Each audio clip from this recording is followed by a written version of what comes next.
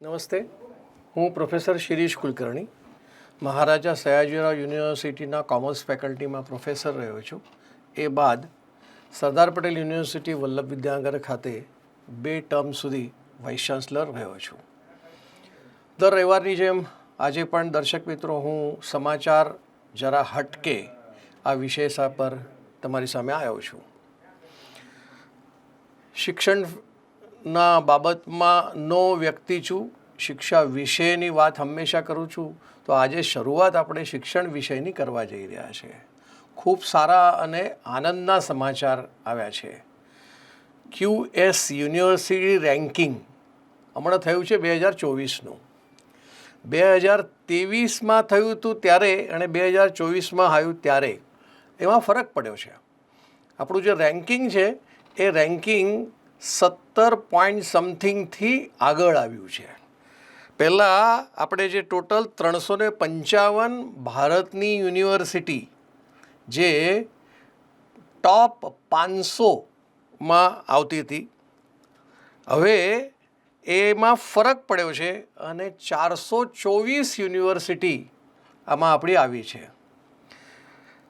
એમાં સૌથી પહેલો જે નંબર આવ્યો છે JNUનો છે, ડેવલપમેન્ટ ડિપાર્ટમેન્ટનો નંબર આવ્યો છે અને ફર્સ્ટ ઇન ઇન્ડિયા અને 20th ઇન ધ વર્લ્ડ, વિશ્વના 20મા નંબરે JNU આવ્યું. એના પછીનો નંબર આવ્યો છે IIM અમદાવાદ, એનો 22મો નંબર આવ્યો છે. IIT દિલ્હી એ 63મો નંબર આવ્યો છે વિશ્વમાં. નાઇપર આ ફાર્મસીનું છે, નાઇપર હૈદરાબાદ, નાઇપર અમદાવાદ પણ છે પણ આ નાઇપર હૈદરાબાદ આવ્યું છે, એ 64મો નંબર આવ્યો છે. અને IIT મુંબઈ એનો 89 ક્રમાંક આવ્યો છે. એટલે આપણે શિક્ષણ ક્ષેત્રમાં પ્રગતિ કરી રહ્યા છે એના પરથી ધ્યાનમાં આવે છે. શરૂઆત એવી હતી કે ભાઈ પહેલાં 500માં એક પણ યુનિવર્સિટી ભારતની ટોપ 500માં વર્લ્ડમાં આવતી નથી, પણ હવે પરિસ્થિતિ બદલાઈ ગઈ છે અને આપણે સારી પ્રગતિ કરી રહ્યા છે. આગળ વધીએ. ફુગાવાના બાબતમાં વાત કરવા જઈ રહ્યો છું. લગભગ જાન્યુઆરી 2023માં જે ફુગાવાનો દર હતો એ 6% હતો. એમાં પણ એક સારા સમાચાર શું આવ્યા કે ભાઈ ફુગાવો એકદમ નીચલા સ્તરે આવ્યો છે. છેલ્લા 10 મહિનામાં જો ગણતરી કરીએ તો અત્યારે ફુગાવો છે 4.85% ફુગાવો છે. એટલે મોંઘવારી ઘટી છે એવું આના પરથી કહેવાય. પણ આ જે ફુગાવાનો દર છે ને 2 ભાગમાં વહેંચવામાં આવે છે. એક છે ગ્રામીણ વિસ્તારનો ફુગાવો અને શહેરી વિસ્તારનો ફુગાવો. એમાં ગ્રામીણ વિસ્તારનો ફુગાવો 5.45% છે, જ્યારે શહેરી વિસ્તારનો 4.14% છે. પણ RBI એક ટાર્ગેટ બનાવીને રાખ્યું છે, RBIનું લક્ષ્ય છે, RBI ધારે છે કે આપણો ફુગાવાના દર 4% કરતાં ઓછો હોવો જોઈએ. એ હજી સુધી આપણે લાવી નથી શક્યા, એ હકીકત છે. પણ બીજી એક ગંભીર બાબત કહું છું. ફુગાવાના દરમાં આપણે કહીએ છીએ કે ફુગાવો ઘટ્યો, પણ ફૂડ ઇન્ફ્લેશનની જ્યારે વાત કરીએ, ખોરાક માટેનો જે ફુગાવો છે એનો જો વિચાર કરીએ તો જાન્યુઆરી 2023ની અંદર આ ફક્ત 6% હતો અને અત્યારે એ વધીને 8.52% થયો છે. એટલે ફુગાવો, ફૂડ ઇન્ફ્લેશન વધ્યું છે, એટલે ખોરાકના ભાવ વધ્યા છે, ફૂડ ઇન્ફ્લેશન વધ્યું છે, એ આપણને ધ્યાનમાં આવે છે. બાકીના બધા દેશોનો જો વિચાર કરીએ તો જર્મનનો 2.3% છે, ફ્રાન્સનો 2.4% છે, અમેરિકા 3.5%. પણ આખા વિશ્વમાં સૌથી વધારે જો ફુગાવો ક્યાં હોય તો એ છે રશિયા, 7.72%, બ્રાઝિલ 3.93%. તો આપણે ભારતનું શું કામ વિચાર ન કરીએ? ભારતમાં જ્યારે આપણે ગુજરાતની વાત કરીએ ત્યારે 4.94% છે. જોજો, એટલે ભારતનો જે ફુગાવાનો દર છે એના કરતાં ગુજરાતનો ફુગાવાનો દર વધારે આવે છે. જ્યારે મહારાષ્ટ્રનું જોશો ત્યારે 3.66% આવ્યો છે, રાજસ્થાન 5.19% અને સૌથી ઓછો ફુગાવો જો દેશમાં કોઈ રાજ્યનો હોય તો એ છે દિલ્હી, અને ખૂબ ઓછો એટલે 2.29% ફુગાવાનો દર દિલ્હીમાં દેખાય છે. આગળ વધીએ. માલદીવના વિષયમાં આપણે જાણીએ છીએ કે ત્યાંના જે વડાપ્રધાન હતા એમને ચાઇના સાથે દોસ્તી કરવા માટે ખૂબ પ્રયત્ન કર્યો અને ભારતીય સૈન્ય જે માલદીવ્સમાં છે એને કાઢી મૂકવાની કોશિશ પણ એમને કરેલી, પણ પછી શાનમાં પાછા આવી બી ગયા જગ્યા પર અને હવે આપણી સાથે વાતચીત પણ કરે છે. ભારતમાંથી એ વસ્તુ અને સેવાઓ મંગાવે છે. એ સરવાળે $780 મિલિયન આયાત આ માલદીવ્સ ભારત પાસેથી કરે છે. એવું ચાઇના સાથે એમનો સારો સંબંધ છે એટલે ચાઇનામાંથી પણ લગભગ $720 મિલિયન નું આયાત આ માલદીવ્સ કરે છે. પણ હવે અત્યારે આની ચર્ચા શું કામ? તો માલદીવ્સવાળા હવે એવું કહે છે, ભારત સરકારની સાથે ચર્ચા કરે છે અને ચર્ચામાં કહે છે કે ભાઈ હવે અમે તમને ડોલરમાં ના આપીએ. વિચાર કરો ને કે અમેરિકન ડોલરને આપણે ઠેકાણે પાડી દઈએ, તમે અમારા જે રૂફૈયા કરીને કહે છે ત્યાં એમાં અમે તમને ચૂકવણી કરશું તો તમે એવું સ્વીકારો. આવી અત્યારે ભારત સરકાર સાથે માલદીવની ચર્ચા ચાલે છે. એવી ચર્ચા એ ચાઇના સાથે પણ કરી રહ્યા છે. ખબર નહીં આ અંત શું આવશે આ ચર્ચાનો. અત્યારે તો ચર્ચામાં છીએ એટલું જ હું તમને કહી શકું. એક બહુ મોટા સમાચાર કદાચ તમે ટીવીમાં પણ, રેડિયો પર, વર્તમાનપત્રો છાપાઓની અંદર પણ જોયા હશે કે પશ્ચિમ બંગાળના મુખ્યમંત્રી તૃણમૂલ કોંગ્રેસના મમતા બેનર્જી વડાપ્રધાનને મળ્યા હતા ને માગતા હતા કે ભાઈ જે ફંડ તમે મનરેગાનું રોકી રાખ્યું છે એ તમે છૂટું કરો, અમારા મજૂરોને પૈસા મળતા નથી. આવી એક કમ્પ્લેન્ટ સાથે એ આવ્યા હતા. પણ જોજો મનરેગાની સ્થિતિ 2014થી જે બદલાઈ છે એ સમજવા જેવી છે. મનરેગામાં 2015માં 6 કરોડ શ્રમજીવીઓને કામ મળ્યું ભારતમાં અને એમને ચૂકવણી જે થઈ છે એ 36,000 કરોડ રૂપિયાની ચૂકવણી થઈ છે. 2015 પછી 2024નો આંકડો લઈએ તો 8 કરોડ શ્રમજીવીઓને કામ આ મનરેગામાં આપવામાં આવ્યું છે અને એમને જે ચૂકવણું થયું છે એ 1 લાખ કરોડથી પણ ઓછું ચૂકવણું થયું છે.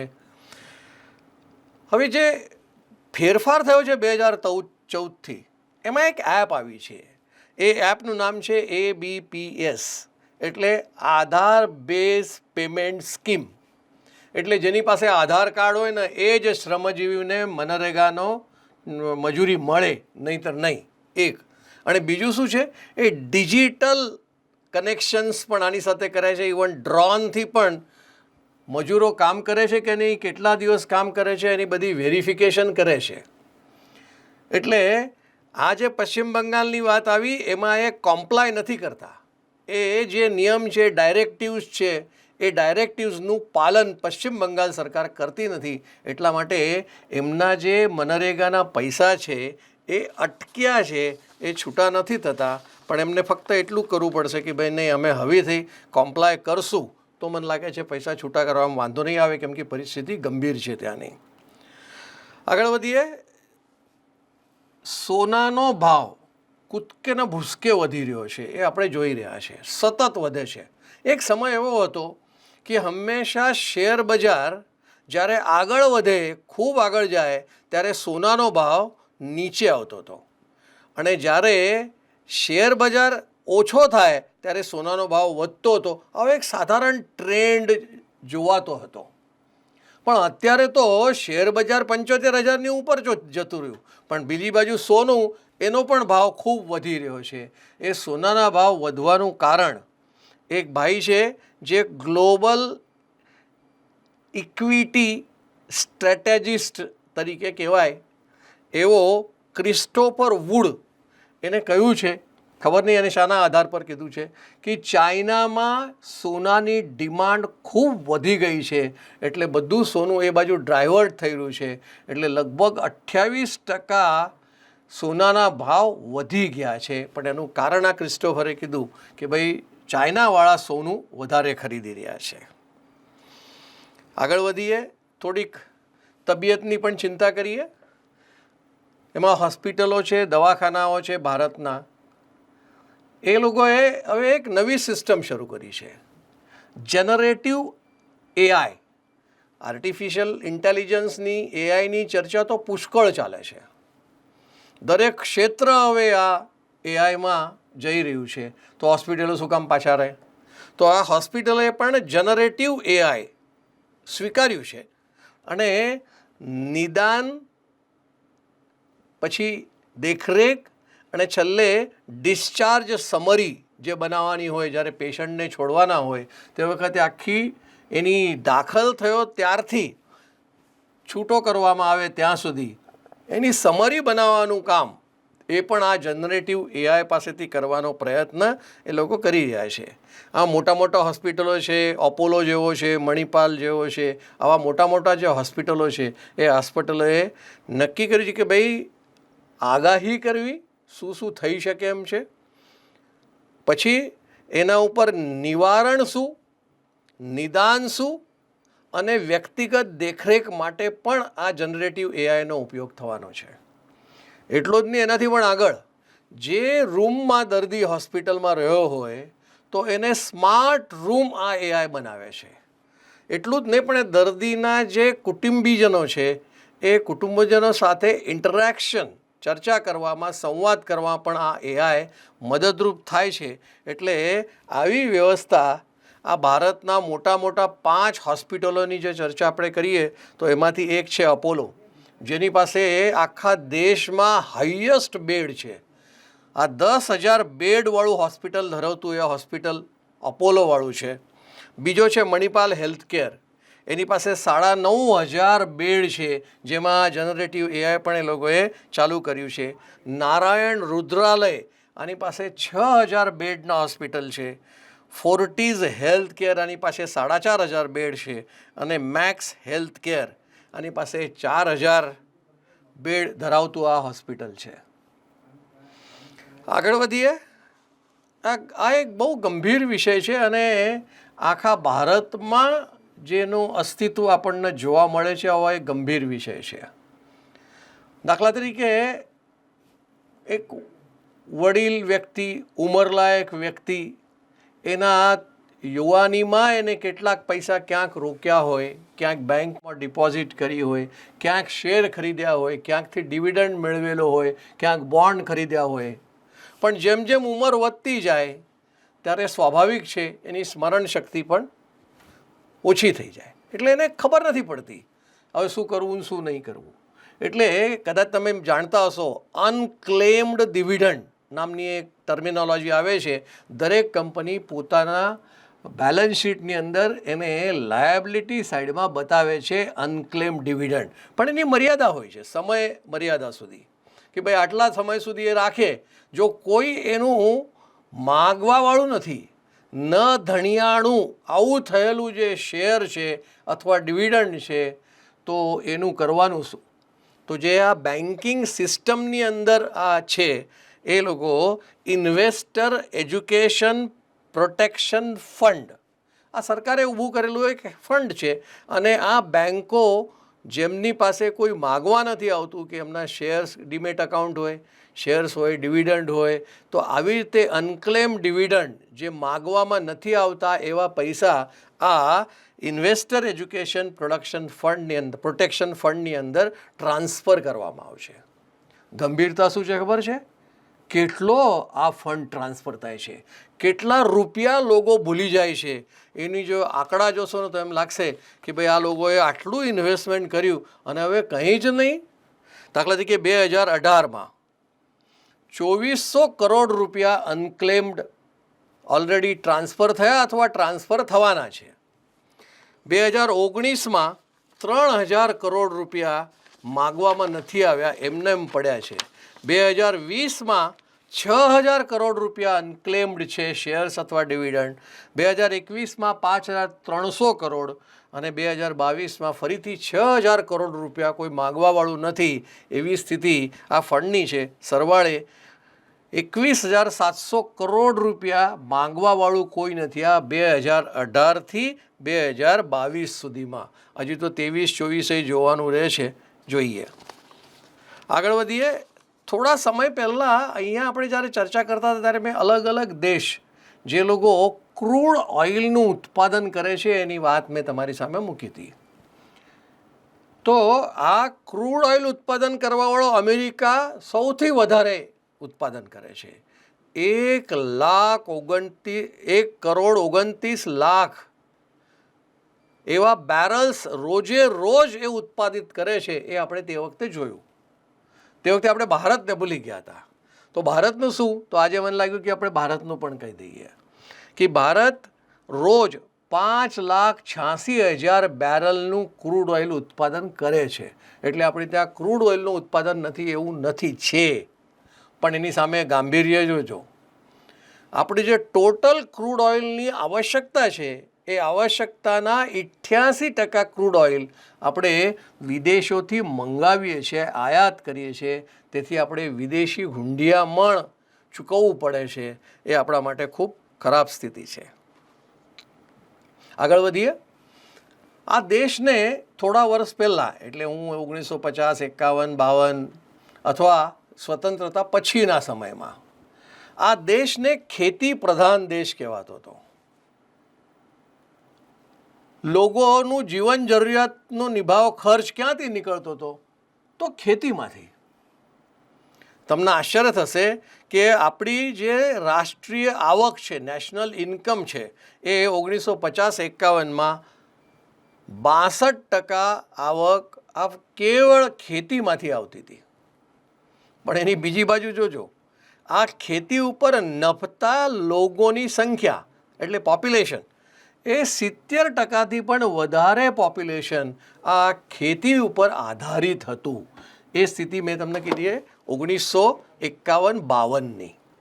પણ હવે જો પરિસ્થિતિ જોવા જઈએ તો ધ્યાનમાં આવે છે 2019 અને 2020માં રાષ્ટ્રીય આવકમાં ખેતીની આવક ક્યાં હતી? 62%. અને અત્યારે શું છે? ફક્ત 15%.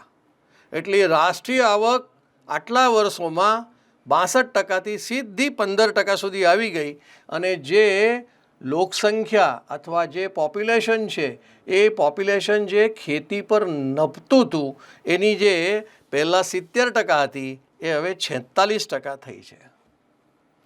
જો આમાં ફરીથી ખેતી ઉપર સરકારી ખર્ચ પણ પુષ્કળ આવે છે અને ભારત એમાં 8% ખર્ચ કરે છે.